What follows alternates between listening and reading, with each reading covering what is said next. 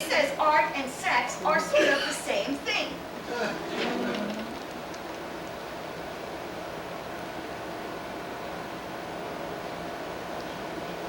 Dear Melissa, I have 4 questions, so please concentrate. 1. Will you come up to the midwinter dance? 2. If so, can you arrive on the 11:22 Friday night train? 3. Does the rector's wife have to write your head mistress telling her where you will be staying? 4. Does the rector's wife also have to write your mother?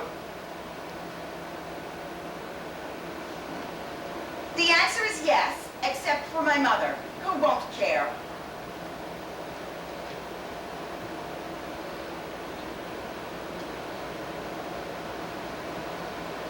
I have to tell you this right off the bat.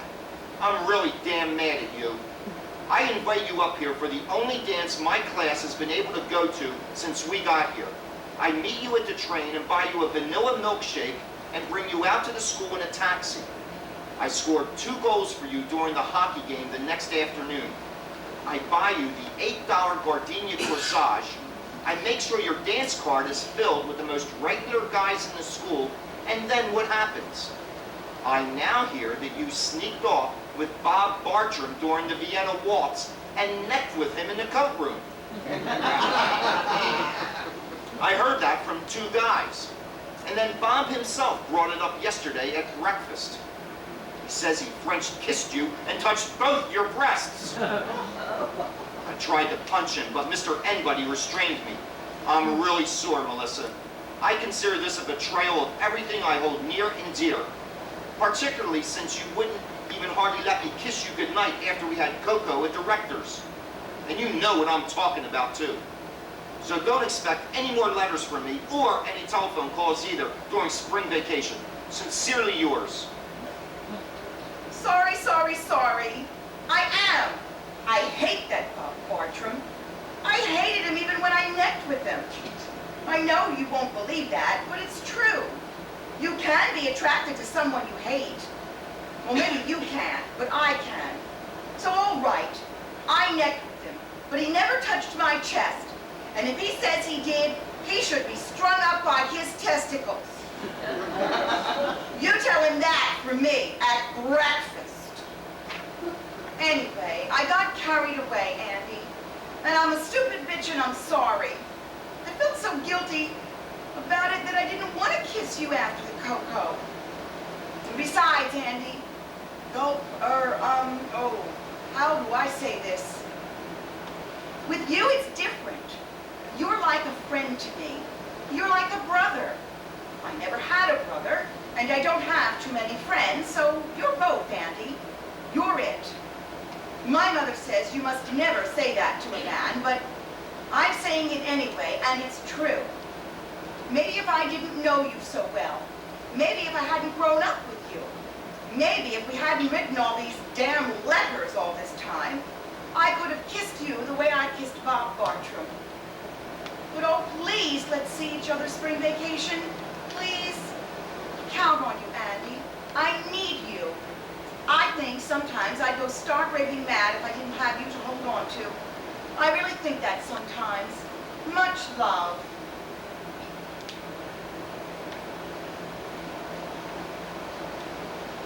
Happy Easter.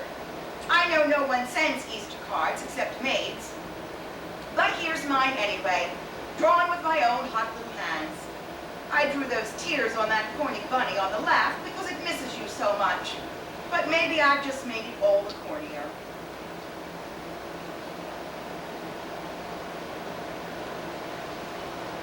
Greetings from Palm Beach. Decided to visit my grandmother, yawn yawn. I'm a whiz at backgammon and gin rummy. Here you took Gretchen LaSalas to see Quo Vadis and sat in the loge and put your arm around her and smoked. Naughty, naughty.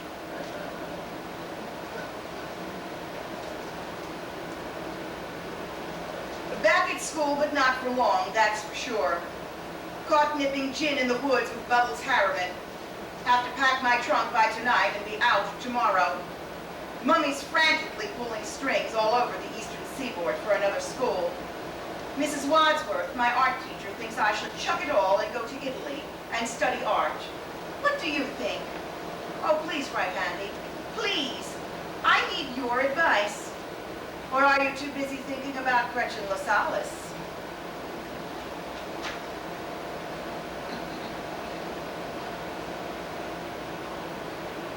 To answer your question about Italy, I think you're too young to go. My mother said she had a roommate once who went to Italy in the summer, and the Italians pinched her all the time on the rear end. Mother says she became thoroughly overstimulated. So I think you should go to another school, graduate, go to college, and maybe after that, when you're more mature, you could go to Italy. That's my advice, for what it's worth, which is probably not much, the way things are going between you and me.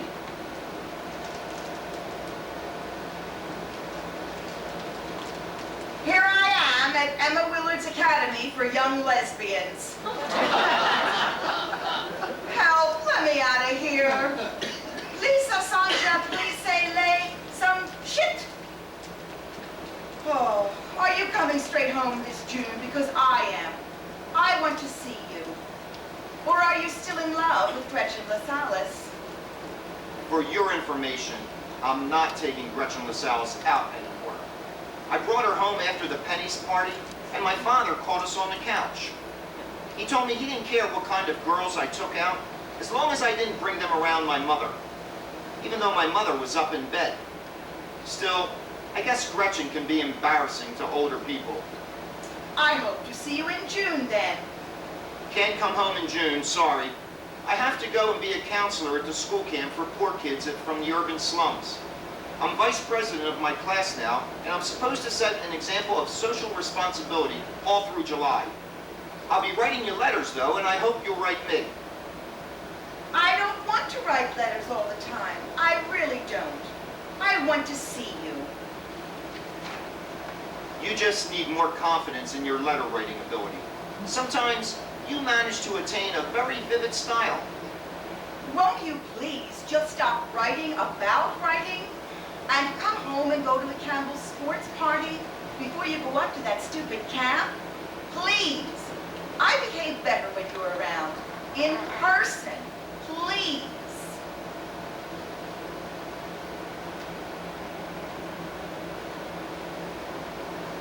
Greetings from New Hampshire. This card shows the town we're near, where we sneak in and buy beer. We're cleaning the place up now and putting out the boat docks and caulking the canoes because the kids arrive tomorrow. Gotta go, right soon. I miss you. I really wish you had come to the Campbell sports party. Dear Melissa, Sandy McCarthy arrived from home for the second shift here at camp, and he told me all about the Campbell sports party. He said you wore a two-piece bathing suit and ran around goosing girls and pushing boys into the pool. Do you enjoy that sort of crap? He said the other girls were furious at you. Don't you want the respect of other women? Sandy also said you let Bucky Zeller put a tennis ball into your cleavage. Are you a nympho or what? Don't you ever like just sitting down somewhere and making conversation? Sandy says you're turning into a hot box. Do you like having that reputation? Al, I thought there was a difference between you and Gretchen LaSalle. Maybe I was wrong. Don't you care about anything in this world except hacking around? Don't you feel any obligation to help the poor people, for example? Sometimes. I think your big problem is you're so rich you don't have enough to do. So you start playing grab ass with people. I'm sorry to say these things, but what Sandy told me made me slightly disgusted, frankly.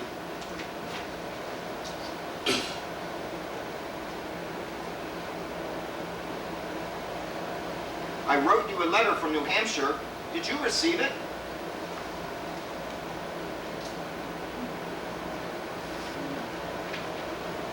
Are you there, or are you visiting your grandmother, or what?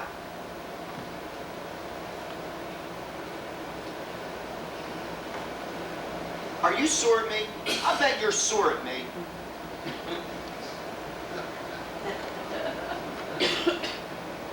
I'm sorry. I apologize. I'm a stuffy bastard sometimes, aren't I?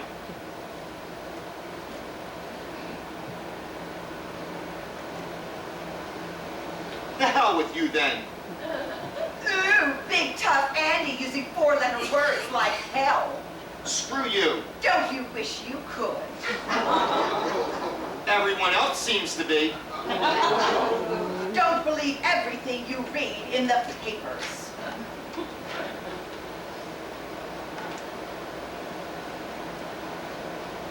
Dear Andrew Makepeace Ladd, the turd.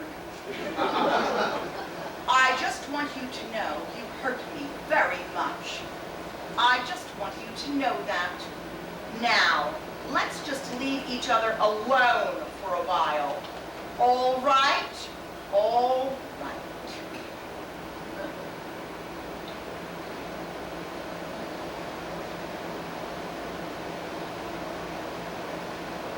Dear Melissa, my mother wrote me that your grandmother had died.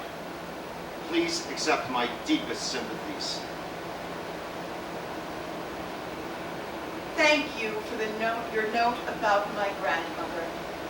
I loved her very much, even though she could be a little boring. Congratulations on getting into Briarcliff. I hear it's great. Thank you for your note about Briarcliff. It's not great, and you know it. In fact, it's a total pit. But it's close to New York, and I can take the train in and take drawing at the Institute 3 days a week.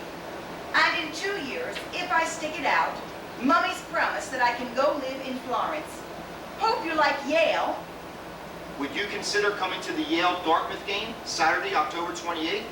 I'll be there. Uh-oh, damn. I'm sorry, Melissa, I have to cancel. My parents have decided to visit that weekend, and they come first, according to them. My mother says she'd love to have you with us, but my father thinks you can be somewhat distracting. You and your parents. Let me know when you decide to grow up. How about the Harvard game, November 16th?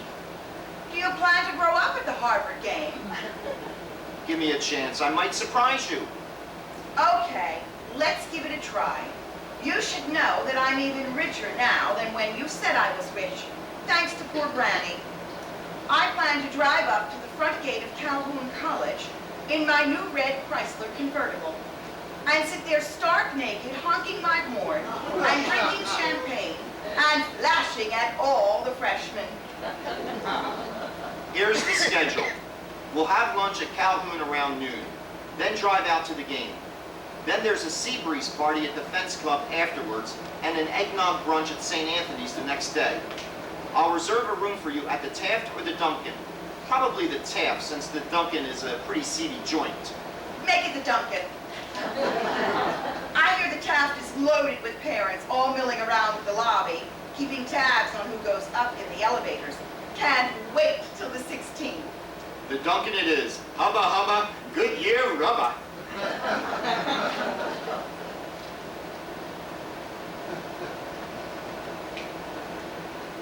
Dear Andy, this is supposed to be a thank you note for the Yale-Harvard weekend. But I don't feel like writing one, and I think you know why. Love, Melissa. Dear Melissa, I keep thinking about the weekend. I can't get it out of my mind. It wasn't much good, was it? I don't mean just the Duncan, I mean the whole thing. We didn't really click, did we? I always had the sense that you were looking over my shoulder, looking for someone else, and ditto with me. Both of us seemed to be expecting something different from what was there. As for the Hotel Duncan, I don't know. Maybe I had too many sea breezes. Maybe you did. But what I really think is that there were too many people in that hotel room.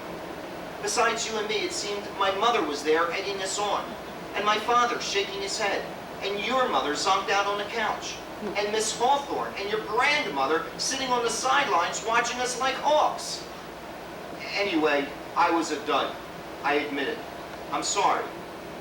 I went to the infirmary on Monday and talked to the doctor about it, and he said that these things happen all the time, particularly when there's a lot of pressure involved.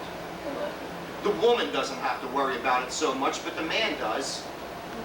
Anyway, it didn't happen with Gretchen LaSalle. You can write her and ask her if you want.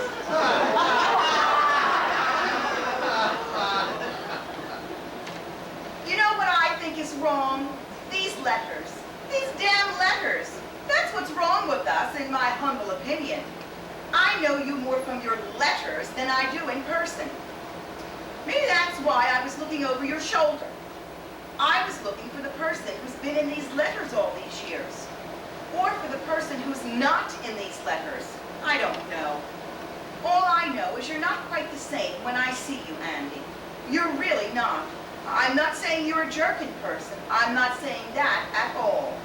I'm just saying that all this letter writing has messed us up. It's a bad habit. It's made us seem like people we're not.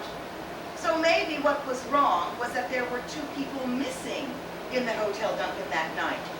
Namely, the real you and the real me. Whatever the matter is, we're in real trouble, you and I. That I realize. So now what do we do about it? Maybe we should just concentrate on dancing together. Then we can still hold each other and move together and get very subtly sexy with each other and not have to deliver the goods all the time, if you know what I mean. Come to think of it, maybe that's why they sent us to dancing school in the first place. Maybe that's why dancing was invented. At least we should stop writing letters for a while. You could start telephoning me, actually. Here is our dorm number, Wilson 12486. I hate talking to you on the telephone. Yours is in the hall and ours is right by the college dining room. People are always coming and going and making cracks. Telephoning is not letter writing at all. I called the telephone company and they put a private phone in my room. Rogers 2 2403. It's sort of expensive, but at least we can talk.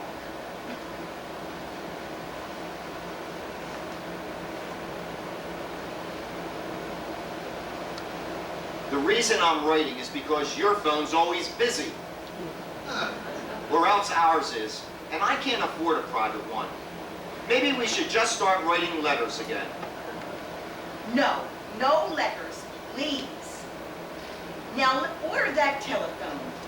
I'll lend you the dough.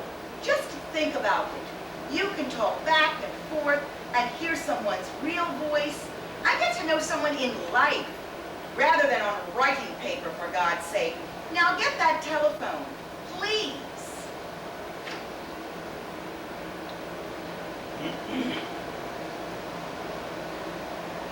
I'm writing because when I telephoned, you just hung up on me.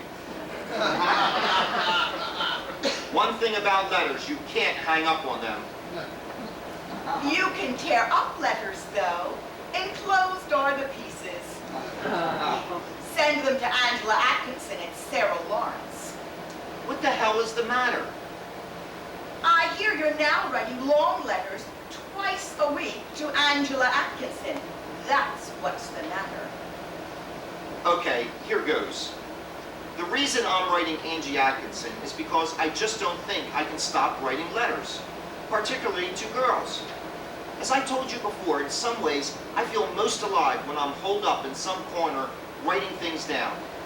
I pick up a pen and almost immediately everything seems to take shape around me. I love to write. I love writing my parents because then I become the ideal son. I love writing essays for English because then I am for a short while a true scholar. I love writing letters to the newspaper, notes to my friends, Christmas cards, anything where I have to put down words. I love writing you most of all. I always have. I feel like a true lover when I'm writing you. This letter, which I'm writing with my own hand, with my own pen, in my own penmanship, comes from me and no one else, and is a present of myself to you. It's not typewritten, though I've learned how to type. There's no copy of it, though I suppose I could use a carbon. And it's not a telephone call, which is dead as soon as it is over. No, this is just me. Me the way I write. The way my writing is. The way I want to be to you. Giving myself to you across the distance. Not keeping or retaining any part of it for myself. Giving this piece of myself to you totally. And you can tear me up and throw me out, or keep me and read me today, tomorrow, anytime you want, until you die. Oh boy, Andy. Love, Melissa. No, I meant what I wrote in my last letter. I've even thought about it. I thought about all those dumb things which were done to us when we were young. We had absent parents, slapping nurses, stupid rules, obsolete schooling, empty rituals, hopelessly confusing sexual customs. My God, when I think about it now, it's almost unbelievable. It's a fantasy. It's like back in the Oz books, the way we grew up. But they gave us an out in the land of Oz. They made us right. They didn't make us write particularly well, and they didn't always give us important things to write about. But they did make us sit down and organize our thoughts and convey those thoughts on paper as clearly as we could to another person. Thank God for that. That saved us, or at least saved me. So I have to keep writing letters. If I can't write them to you, I have to write them to someone else. I don't think I could ever stop writing completely. Now, can I come up and see you next weekend? Or better yet, won't you please escape from that suburban Sing Sing and come down here and see me? I wrote my way into this problem, and damn it, I'm writing my way out. I'll make another reservation at the Hotel Duncan, and I promise I'll put down my pen and give you a better time. Dear Andy, guess what? Right while I was in the middle of reading your letter, Jack Duffield telephoned from Amherst and asked me for a weekend up there. So I said yes before I got to where you asked me. Sorry, sweetie, but it looks like the telephone wins in the end. Dear Melissa, somehow, I don't think this is the end. It could be, but I don't really think that it is. At least, I hope it isn't. Love, Andy.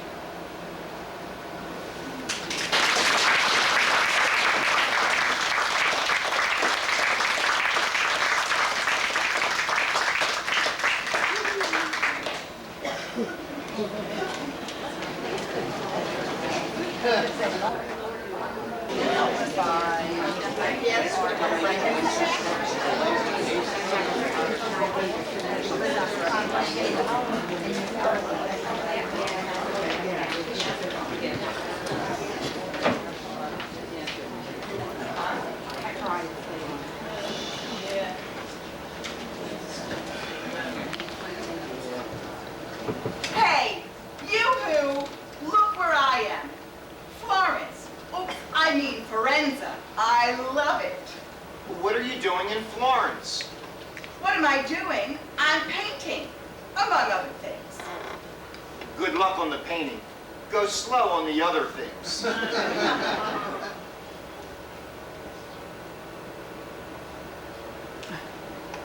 Merry Christmas. Buon Natale. Happy birthday. Mother wrote you won an art prize in Perugia. She said it was a big deal. Congratulations. Congratulations on making Scrolland Key, whatever that is. Merry Christmas from the land of Oz. Feliz Navidad from the Costa del Sol. Happy birthday from the Sterling Library. Here you graduated summa cum laude and with all sorts of prizes. Sounds disgusting. Anchors away. Here I am looking like Henry Fonda in Mr. Roberts. Writing this during the midwatch on the bridge of a giant attack aircraft carrier churning through the Mediterranean in the wake of Odysseus and Lord Nelson and Richard Halliburton. You'll be pleased to know our guns are loaded, our planes in position, and our radar is constantly scanning the skies, all designed simply and solely to protect you against communism. The next time you see me, I want you to salute. I should have known you'd join the Navy. Now, once again, you can be with all boys. We come into La Spezia in January. Could we meet? Sorry, I'll be in Zermatt in January. Ship will be in the Mediterranean all spring. We'll come into Naples March 3rd, 4th, or 5th. How about standing on the pier and waving us in? As the French say, je suis désolé. And meeting Mother in Paris in March. Why don't you sail up the Seine? Merry Christmas from Manila. I've been transferred to an admiral's staff. Happy New Year from Aspen. What are you doing in Aspen? Going steadily downhill.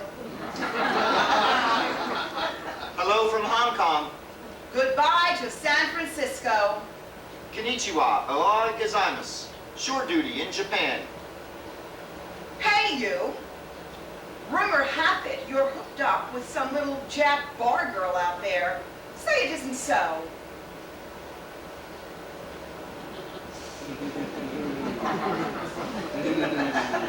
Mother wrote that you're living with some Japanese geisha girl, and your family's all upset. Is that true?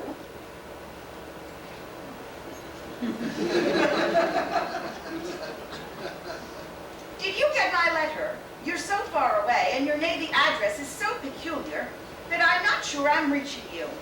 I hear you're seriously involved with, a lovely Japanese lady. Would you write me about her? Merry Christmas and Happy New Year. I thought you might appreciate this card.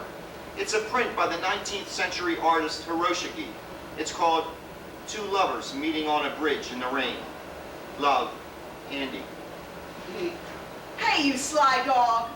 Are you getting subtle in your old age? Are you trying to tell me something? If so, tell me more.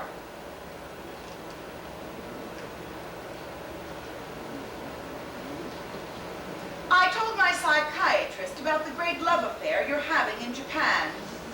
I said I felt suddenly terribly jealous. He said that most American men have to get involved with a dark-skinned woman before they can connect with the gorgeous blonde goddesses they really love. He brought up James Fenimore Cooper and Faulkner and John Ford movies and went on and on. Is that true? Write me what you think. I'm dying to hear from you.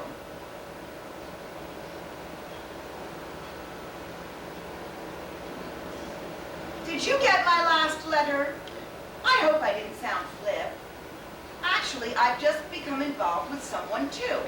His first name is Darwin, and he works on Wall Street where he believes in the survival of the fittest. I'd love to hear from you.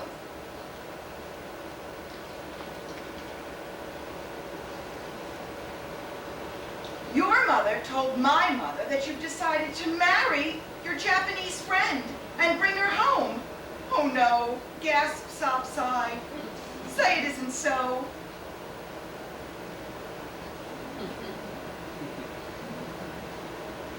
I've decided to marry Darwin. He doesn't know it yet, but he will. Won't you at least wish me luck?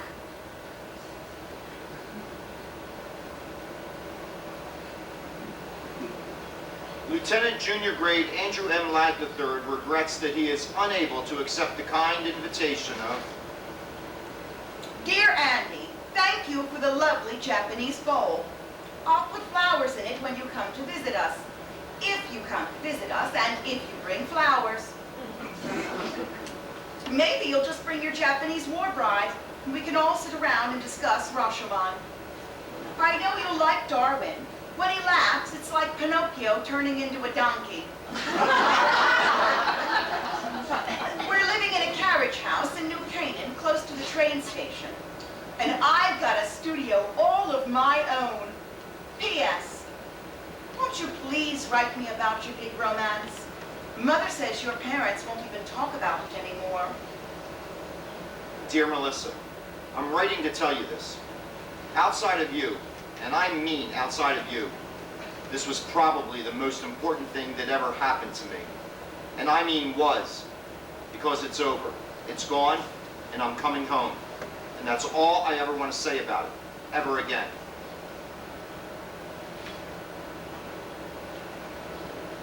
Mr. and Mrs. Darwin H. Cobb announced the birth of their daughter, Francesca. Many congratulations on the baby. Harvard Law School yet? Are you getting all stuffy and self-important?